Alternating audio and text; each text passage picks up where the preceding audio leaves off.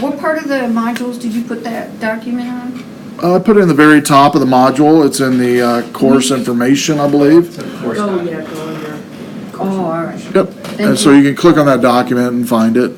And when you download the document, it'll look much better, the one I showed you. Okay, that was definitely unformatted. Okay, so let's go ahead and get started on week 5, and we're going to be going over talking about securing our network devices and how important it is. The first would be the host of a network. 3 important elements to secure on a host is the servers or clients connected, application, and data. When you're securing the host, is it physically secure in your environment?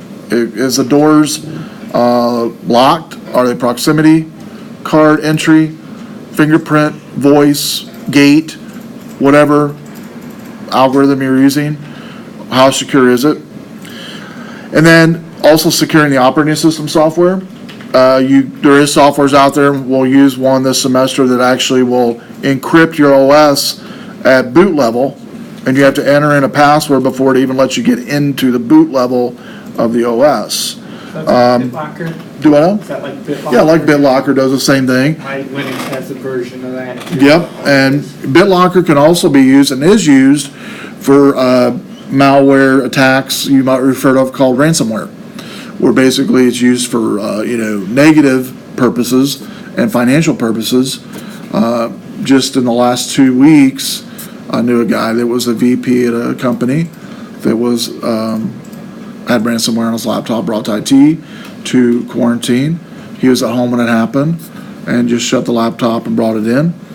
And I think the cost that on his screen was something like $350 to unlock it with a link. And you could pay with either Bitcoin or PayPal. That was the 2 options that you could pay. And there has been people that paid it, and yeah, they unlocked the system from being encrypted. So I guess somewhat honest, I guess, honest criminals, I guess. So also using security-based software apps and monitoring logs. Monitoring logs are big in networking because you can determine from monitoring logs failed login attempts. That's a red flag. If you have a failed login attempt on a server or a client on the logs, that's a red flag that either hackers are trying to get in remotely or somebody after hours is trying to get into people's computers when they shouldn't be. Or I guess third would be people just forgot their password and aren't telling IT about it and never get in their computer. So securing devices, what this is going to do is prevent unauthorized access to the equipment. You can do it physically. You can host hardware security or mobile device security. Like here in the classroom, the overhead projector, it's got steel cables to the ceiling. Because believe it or not, there have been projectors stolen out of the campus. People just unscrew them and take them years ago. Same with the computers you have and monitors. For the most part, around the building, you'll see steel cables mounted somewhere on those devices because, people think 5-finger discount, it's mine, just take it with them on the way home. Get a McDonald's burger and a computer from RVC. And so that's the idea.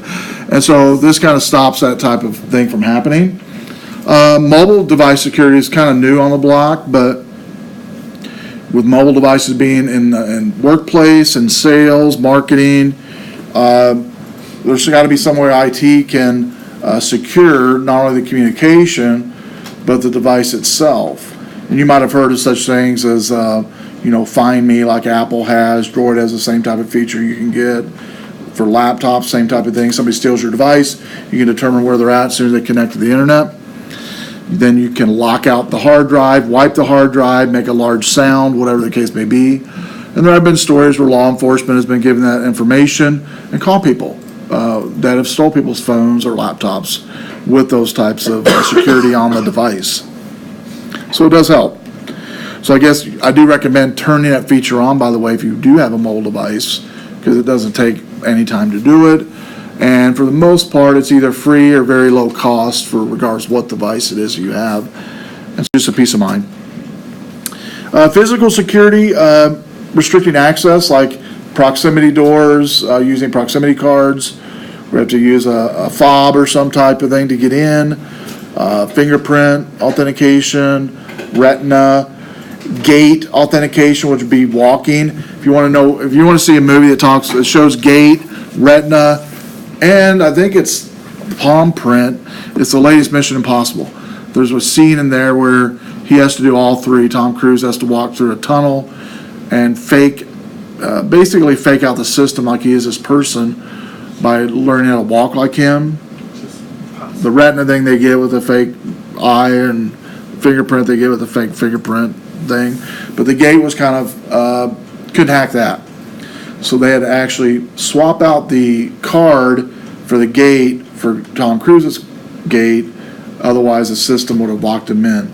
The way it worked in the building was, in that movie, he entered in a door here through retina and palm print or something. Then you had to walk a distance, and then there was another door here. If you passed this gate authentication of your walk, you would get out here. If you didn't, you were locked in the tunnel until security came. There are military areas that use this, military installations, governmental installations that use this. And so, you might think, well, what if you hurt your leg? When they do the gate authentication, they do it all different ways. So if you were to hurt your leg or whatever, they still can tell it's you with your gate. Hardware locks, a standard key entry would be minimum to deadbolt. Key locks, like a master key, even those though can be stolen or duplicated. So if you only have key locks, make sure they're changed periodically in some type of change key scenario. And changing locks aren't that expensive unless you have them in tons of places. Like for IT, you're talking probably under half a dozen to a dozen for most businesses, so it's not real expensive to do. And you've all seen these type of doors. You might have these at your home already. Residential on the left, on the right, more of a deadbolt residential or business type of lock. Key management, I already talked about. Changing locks after theft, loss, somebody leaves the company, maybe badly or something, gets fired, whatever the case may be. Even though they turn the keys in, it's a good idea to change locks. If they were a disgruntled employee, definitely a good idea to change locks. There has been horror stories, by the way, where people didn't and then come back later and person come back and do some major damage and kill people and do crazy stuff. So best to be safe than sorry. Inspecting locks regularly, issuing keys only to authorized people that need it. Keep records of who has keys and turns them in. Keep track of issued keys. A master key should not have identifying marks. Secure unused keys in a safe. Set up monitoring procedure. Periodically determine where all the keys are, do a check. And mark duplicate, but there are places where even if you mark duplicate, we'll make somebody put tape over or something and whatever. Again, if somebody's wanting to do something, more likely they can figure a way to get done. There's even places online you can find that shows you how to duplicate your own key. Not real difficult to do. So, you can figure it out. Walmart Yeah. booths where you just put it in and all it does. Those are supposed to read for duplicate. They're supposed to read for duplicate, but people put tape over it and then bypass it. Yeah, I was gonna say, I got one, my landlord's had one of those big square residential keys that said do not duplicate on it. No problem, it had a new one. Yeah. Wasn't me, it was the landlord's. Yeah. Well, if he's doing it, he's doing Or it. you to put the whole key in Yeah. there, it just scans the front. Yeah, it just scans the front part. Yeah. Next one is Cipher Lock. This is a more sophisticated alternative to lock. We have combination buttons on there. You put in a combination lock type thing. Can be programmed to allow a certain code to go in. These doors, by the way, can either do either or proximity or combination cipher, either one. This room also is alarmed as well. There is a sensor in the corner of the room up there I have about 10, well, I think they upped it to 30 seconds. You have 30 seconds to disarm, to come in the room, and 30 seconds to get out once it's set, is what the room is in here. And because the equipment is why they have, and a lot of our equipment in here isn't tied down. It also records when the door's open by the code, so like every time this door is used, security is aware of who gets in the door at what time. It also can be vulnerable to shoulder surfing if you're having to type a number in, and often used in conjunction with tailgate sensor as well. Here's what the Cipher Lock looks like. And again, this door has both Cipher and proximity. And you'll see that a lot too, like if the battery dies on these doors, you can still use a Cipher to get in. Yeah, I've only had to do it once, but it works. Alternative methods of securing devices would be ID badge, which you guys have here on campus. It emits a signal to the device that you're connecting to. Proximity readers is another one. Emits a signal to the device that you're connecting to, the door or whatever. Then a new one on the block that's being used a lot, it's not really that new, but it's being used more, is RFID tags. These are the same tags used in the store that they're supposed to take off when you buy something, right? You've all walked through the sensors, and then you forgot to take it off, the sound goes off, you have to take it off. It can be affixed inside of a badge, a little sticker, like a little white sticker it looks like, and it's read by proximity readers, and the badge can even remain in your pocket or wallet with these type of tags. So as you can see, yeah, go ahead. Certain pieces of equipment will interfere with that. My daughter has hearing aids. Oh, yeah. And not only does she hear that she has to turn them off or take them out when she goes through the sensors. It emits just enough energy. But it also screws with the system. And sometimes she set them off just walking through there. Yeah. This right here does it too. Yeah. It contains all RFID, so you Yep. can't read them or can't be stolen. Yeah, so people with hearing aids probably would definitely be affected by that. On the upper left is just a sticker type of RFID tag. You'll notice a little dot on the back of this one. That's the device that's emitting the information, or the small emitting energies to the area around it. And then man trap, already talked about, the Tom Cruise movie, latest Mission Impossible. If you don't like Tom Cruise or Mission Impossible, you can just go on Netflix. I think it's on Netflix now. You just forward fast that part. It's kind of cool. Watch that. It's kind of cool. Did that. Also, an access list, meaning kind of like a exclusive list of people that can get into a room or an area with a door access, proximity, key, or anything else. Usually with access lists, you're talking more on the proximity side, or person authentication, meaning retina, voice, fingerprint, gait type of recognition. It can record also the time they entered and left the door. Man trap separates the secure from non-secure. Device monitors control two interlocking doors. Usually both doors, or the intermediary walk, is a different authentication. It's fairly easy to get one authentication correct and hack it, but three, very difficult to do if you have three authentication types. So say you have a password, a thumbprint, and a voice. That's pretty secure. Now, it takes extra long time to do it each time, but if you're wanting security generally is not convenient. It's generally inconvenient, but that's why it's called security.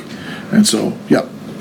Just like for the doors, when I worked at the TV station, it had kind of a combination of the front door was the dual doors. Right. The front door during business hours was open, but if you're working off of business hours and it was locked, it only locked the interior door. Mm-hmm. However, you couldn't enter the code until the main doors had fully closed, and it kept track, every individual had their own code.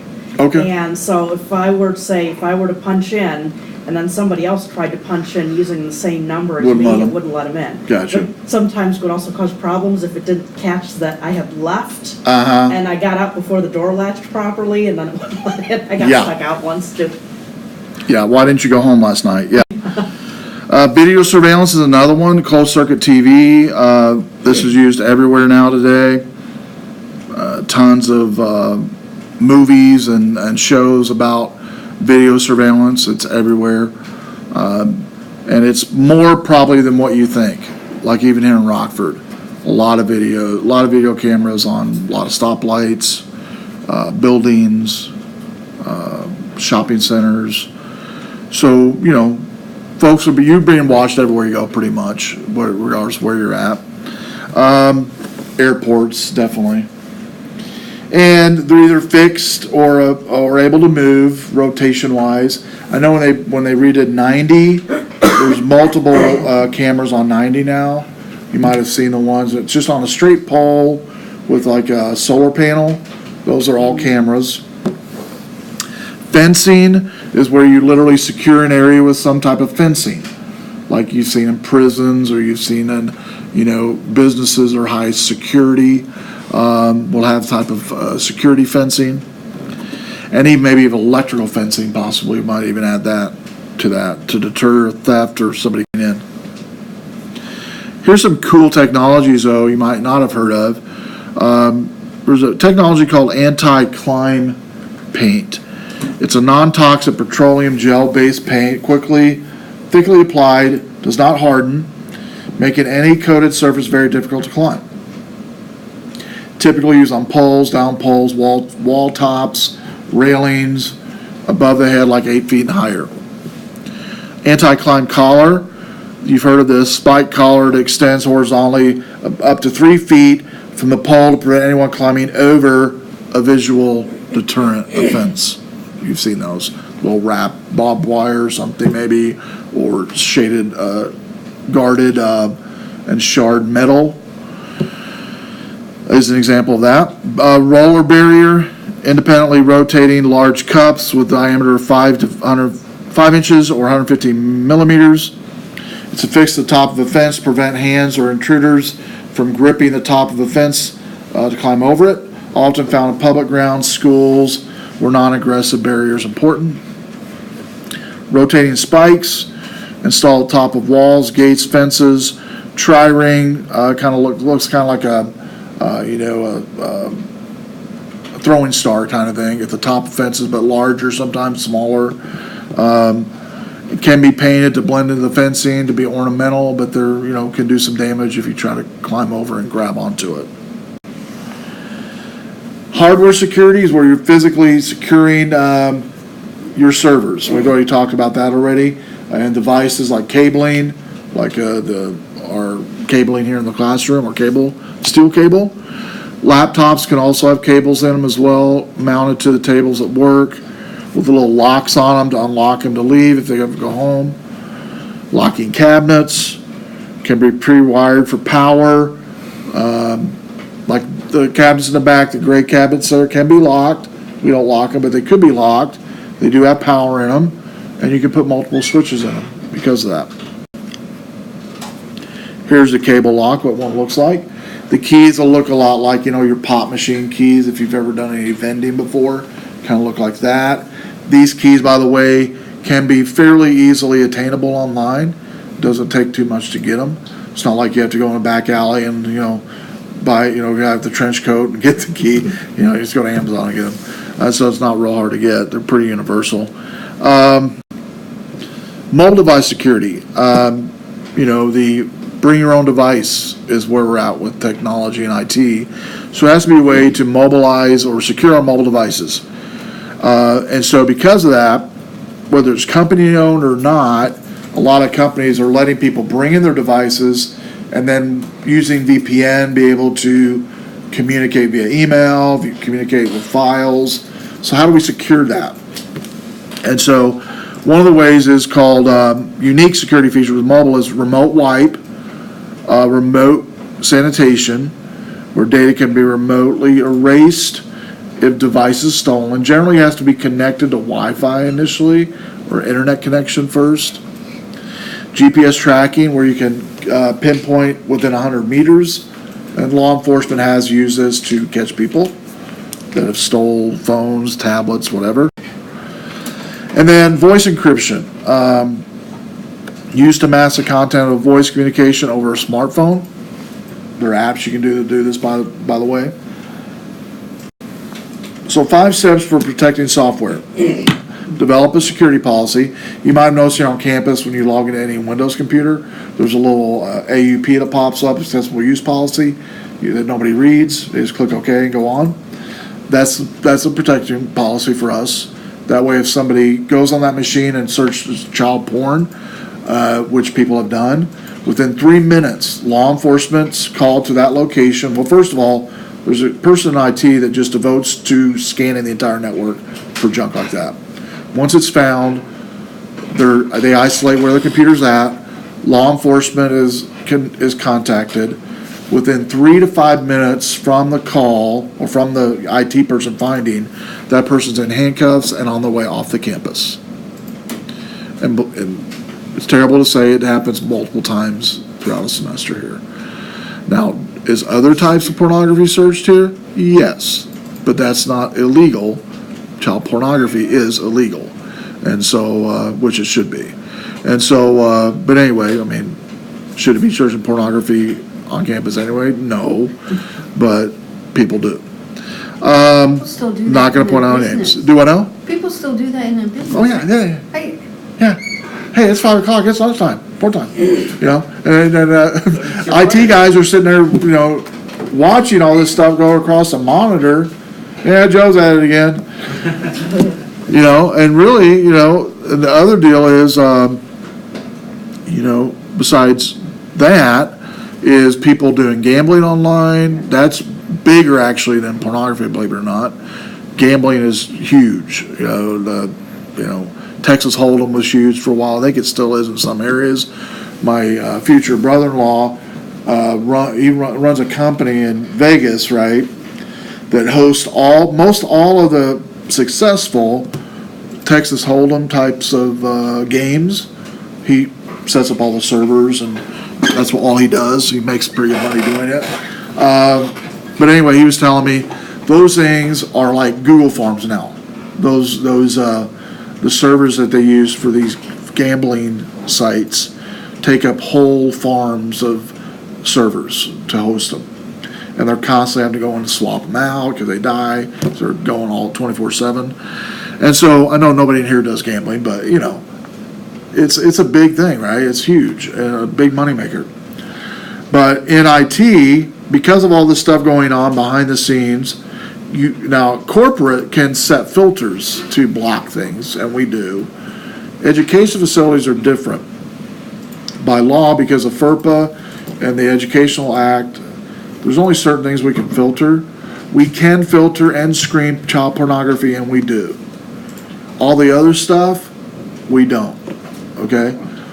It can be caught, though, like for instance, if a professor says, I want you to search something on breast cancer or something on whatever, and somebody finds, you know, a video that is about breast cancer, it can sometimes be flagged, and then the IT has to be contacted to let that URL through. So stuff like that still happens. But we do have firewall in place, we just don't ratchet up the filtering, if that makes sense. You can use filtering at home. There's free stuff you can use, paid stuff you can use. Some of your routers. Net Nanny is a good one. If you've never heard of that, it's a great service that does monitoring, logging, everything.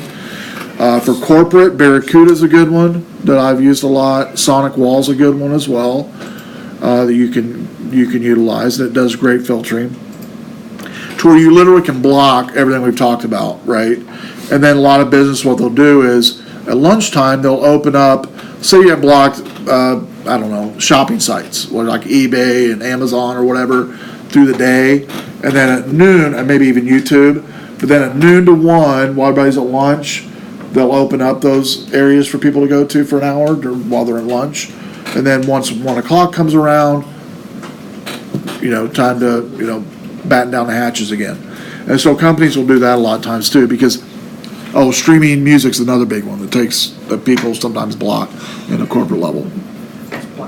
Here on campus, I think they will do that if it's taking up too much bandwidth. If you ever do stream music, it will block it after a time if it's taking up too much bandwidth, that area. Configuring operating system with security settings, updating, making sure your operating system has the correct firewall settings turned on and off. You're letting apps in that should be, letting apps block that shouldn't be running. Deploy the settings on the entire network, and Active Directory is really good to do that. Active Directory, you can set up your security settings in Active Directory dependent upon user groups in that company, and when those user groups log in, those security settings get sucked down to that computer, and it can be as stringent as you can run Word, Excel, PowerPoint, and that's it. Nothing else you can open. It won't let you. Wow. You could do that if you wanted to, right? Another person comes and logs in, it's an admin, and they could have total rights to everything, all through Active Directory. And so Active Directory is a pretty powerful tool within Microsoft servers and clients that can be used and is used in businesses. And then implementing a patch system for updates, for sure, for security updates, making sure those are updated periodically. We do here on campus a package system to where we don't allow Microsoft to push it. We package our own and push it out periodically for updates on all the apps, including Microsoft, like once a quarter. The faculty are told to leave their computers on, and then like 5 o'clock at night, 6 o'clock at night, it starts the updates.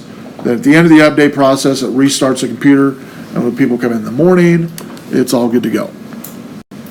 But all these patches are usually tested on a virtual network off of the grid. That way, nothing bad happens when the patches occur. Security policies I've talked about, just basically the AUP, acceptable use policy. That talks about, searching the web safely, using the computer for business use only, or in this case, educational use only. And lawyers want you to have a security policy, both in corporate and educational, both for liability purposes. And by the way, there are templates you can download from the web on security policies, and then you can make it your own. Baselining. What this is basically standardizing a check, doing a check standardization on your entire network to see what the health of it is for updates, ports that are open, ports that are closed, and it'll give you a report of that network, what the health is. Microsoft baseline analysis is one that we'll use here in this class. Once you configure the operating system security settings, there's literally hundreds of different, in the computer management, hundreds and hundreds and hundreds, if not thousands, of different settings you can set up in computer management. The problem with that is you can also lock yourself out, which I've done. You've literally shut all the screens and go, oops, I shouldn't have done that, and then it's too late. And so when we go over that in here, I'll show you some ways I've learned over the years to stop that from happening, because I've done that before. And so especially it happens when you're trying to set up a security profile for Active Directory. You're going in and playing with a lot of stuff. Like say you don't want people to see control panel. You don't want people to be able to add printers. You want people to install applications. You want people to use a USB drive. All that stuff can be blocked in the computer management. But there's some safeguards we'll go over to help you. And yes, I've learned the hard way, but I'll help you, maybe not have to go down that road. But basically when you're setting the security settings on baseline, you can change the insecure default settings to be more secure. So say you don't need some ports that are open, you can close them. Say you find out all your passwords on your network are weak, you have a little meeting, you train people about secure passwords. Run it again, hopefully it gets better. Eliminate unnecessary software, maybe especially unlicensed software. This will also tell you that. What software on your network is unlicensed? It'll be in red and say, get rid of it. Or up your license to where you're legal. Because it can be a hefty fine if it's found out.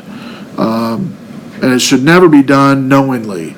IT departments, sometimes things lapse or whatever, services lapse. They didn't sign a contract, it's been lapsed a month or two. That's going to happen. And by the way, if that does happen and you're audited by a software company that can be brought in, they can tell when it's done maliciously for the most part, or just a bookkeeping thing. If it's a bookkeeping thing, it's like slap on the wrist, no big deal. Pay it, get up to snuff, no big deal. That does happen. And then enabling security features on your firewall. I know in IT security, a lot of times we have to disable firewall just because some of the penetration testing we do. But then when we're done, we need to make sure and enable everything back again. So it only takes a second or two to do that. The settings, what it does is it saves it in a template for the local computer, but also you can upload it to a group policy on Active Directory, as it says on the slide, to manage the entire computers on your network, which is really nice. Operating systems, as you can imagine, have become more complex over time, from hard drive, memory, processor.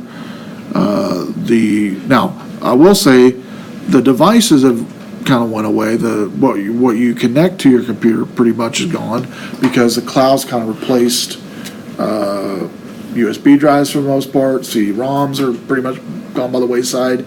A lot of computers don't even have DVD players. You don't need them. You have everything streamed now. And so, but there are, because of that, new attack tools that target cloud. They target cloud drives, and it makes sense, and mobile, because that's what people use.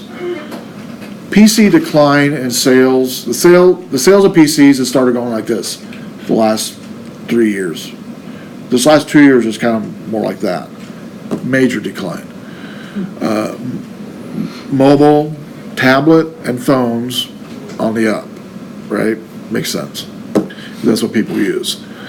Even in the business world, when salespeople go on the road, they now have either an iPad or a Service Pro. That's it. That's all you got. That's the only options you got. That's the only ones they want. It's those two. Depending on your business, depending on which one you're going to take. The benefit of both is if you're a road warrior, you can use those throughout the entire flight time. You don't have to shut it if it's a tablet. If it's a laptop, there's a certain time where you can't use it. So, would it kill people to shut them? Or maybe they need to? Yeah, probably need to. But that's one of the selling points of tablets for folks who travel a lot. I work with guys that travel like close to 1 million miles, their group a year. It's crazy. And so, I could see why they need something like that, especially when they're on a tarmacs for 6 hours or something. That's all silly anyway. Huh? That's all silly anyway. Oh yeah, all it is. military flights, I don't care if you use your laptop, you can use your cell phone. Oh, yeah. It doesn't affect our It doesn't affect anything, no. It's just a rule that's been there since 1970. They were worried about doing it. I guess 1980. Yeah. Doesn't But yeah. Unless, of course, you've got the Note 7, Note 7. the Samsung, the battery has Oh, the burn-up battery, blowing yeah. up. That's the lithium batteries. There's actually Yeah, don't say the bomb word because you'll be battery kicked off the plane. for shipping lithium. So I forgot what movie that was, Meet the Fockers or something, where he said, well, what is, one of the main players in the movie said something like, well, he didn't say bomb, and he was handcuffed and thrown into jail cell when he said it. And so you can't even joke bomb. Don't do that. Operating systems, because of complexities, you have new attack tools, and one of those would be rootkits, which attack the network servers. Also, attacking patches are applied. Backdoors into servers to remote control, take over networks during off time and do what they want, like from midnight to 6 in the morning. Screen scrapes, and anytime it sees a HTTPS URL on the network, it gathers a screenshot of that monitor. Talking about securing laptops, I don't know if you guys saw this in the news this week. Had a picture of Mark Zuckerberg on his laptop with a piece of tape over the camera. But somebody made a statement I thought was good. They go, if you have to put a piece of tape over your laptop because you're afraid somebody's going to be watching you, if they can actually take over your camera on your laptop, they're pretty much inside of everything on your computer network by then. If they can take over your computer camera. Not necessarily. There's a whole virus that just. Oh, I know. There's that targeted one, ones. Yeah. There are targeted ones, but for the most part, you know, if you're having to worry about that, there's other bigger problems underlying. Yes. My roommate So- does that. Do And she what? makes- My roommate does that. and she Yeah, makes everybody's gonna be doing The it now. director does too. Or the. Everybody's gonna be doing it now, regardless if they know what it means or not. Do you got a piece of tape over your camera? I know somebody who refuses to join Facebook or have a mobile phone because the government will watch what he's doing, but he does all his banking online. Too late. So convenient. Yeah. Well, here, let's look at the Don't code. really have a choice anymore. Yeah. The lines of code for different operating systems that are out there. We'll start at the top. Linux, 5 million lines of code. FreeBSD, 9 million. Red Hat, 30 million. Microsoft, 7, which we're up to 10 now. Probably in the 70 millions by now. Mac OS 10, 86 million. And Debian version of Linux, 324 million. That one, by the way, is like Ubuntu. You've heard of Ubuntu, has told me different flavors of Ubuntu. That's why that one's so large. And by the way, on patches, when we talk patching on Windows for operating systems, we're really only talking about Windows. Linux doesn't really have that as much. Not to say they don't, but it's not as much as Windows. Mac has it as well, but not as much as Windows. So when we're talking about operating systems as far as the critical need for making sure patches are applied, I would say Windows would be first, Mac second, Linux third in that order as far as the systems that are attacked by hackers. Majority of hackers hack Windows machines, not so many hack Mac and Linux. It's very rare. Not to say there's not hacks out there, but you don't hear of them ever. In fact, I know a lot of network admins that have Macs and Linux devices. They don't even have antivirus on the machine. And so, and really, depending on what they're doing, they're probably fine. And again, it's just because of the nature of hackers, they attack the man. And the man is those making the most money off of software, which is Microsoft. Microsoft makes the most money. Operating systems now are totally free. Have been free for a long time, forever for Linux. Mac OS is free as well for upgrades on any of the devices. And so any system that's ever people have to pay money for that code or operating system is going to get hacked more. It's just the way it is. So, do I believe you should have automatic updates? For home users, you're probably fine. If you're just you by yourself, you're good. Network connected computers, no. We don't ever use them. We actually block here on campus the Microsoft Update website, just so if somebody did turn this on, still wouldn't do anything. We package our own and push it out. A lot of companies do that just because there are some patches that could break things, that would break things. Like, for instance, maybe it wouldn't connect to the printer in that area. Maybe it would connect to some hardware device, like a scanner, They possibly. install Windows 10 and ruin everything. And there have been people who have issues with Windows 10 because of that as well. Because during the upgrade, they might have upgraded also all the patches that went along with it. There is different types of patch services though. Windows has a built-in automated patch service. There are vendors that focus on unique patch services like we use here on campus. The advantage of automated is it's automated, you don't have to worry about it. You set it, it's done. It updates every morning, or checks for an update every morning, like 3 a.m. or something. For your phones, your desktops and laptops at home, usually no problem doing that at all.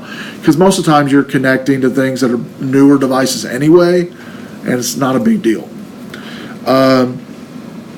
Computers not on the internet can receive updates through installed disk or USB, which are not many devices I can think of that's not connected to the internet, but there might be some out there that are.